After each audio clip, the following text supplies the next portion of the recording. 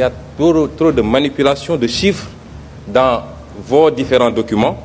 Et ça se traduit aujourd'hui par une situation qui fait que sur l'exercice 2017, nous avons accusé un gap de 161 milliards sur les recettes fiscales. Vous ne le démentirez jamais.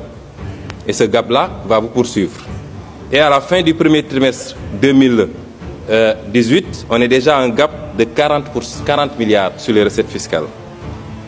Ensuite, nous avons, et nous l'avons démontré, puisque personnellement j'ai saisi le FMI et je vous en ai fait ampliation, que sur les années passées, vous avez fait un dépassement de l'ordre de 216 milliards sur les ressources extérieures.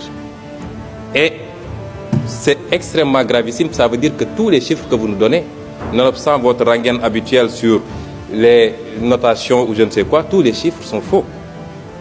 Et voilà les causes de la difficulté de trésorerie, malgré les dénégations.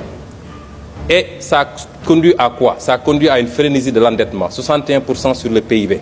C'est inadmissible pour le Sénégal. Parlons des eurobonds. 100 milliards en 2009, 250 milliards en 2011, 250 milliards en 2014, 660 milliards en 2017 et 1184 milliards aujourd'hui. Et vous nous dites que vous n'avez pas de difficulté. Pourquoi cette frénésie de l'endettement? Pourquoi, dans le cadre de cette loi de finances-là, vous êtes encore dans cette dynamique de créer toujours et encore des taxes?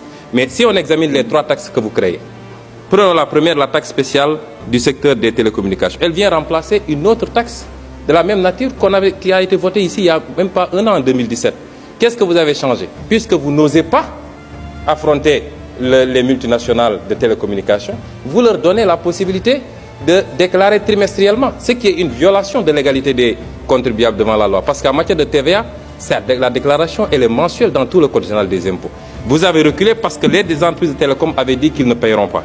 Et vous devez assumer d'avoir annulé la taxe sur les appels entrants. 50 milliards de recettes abandonnées par le président Macky Sall pour respecter une promesse de campagne faite au patronat, particulièrement le patronat français. Le prélèvement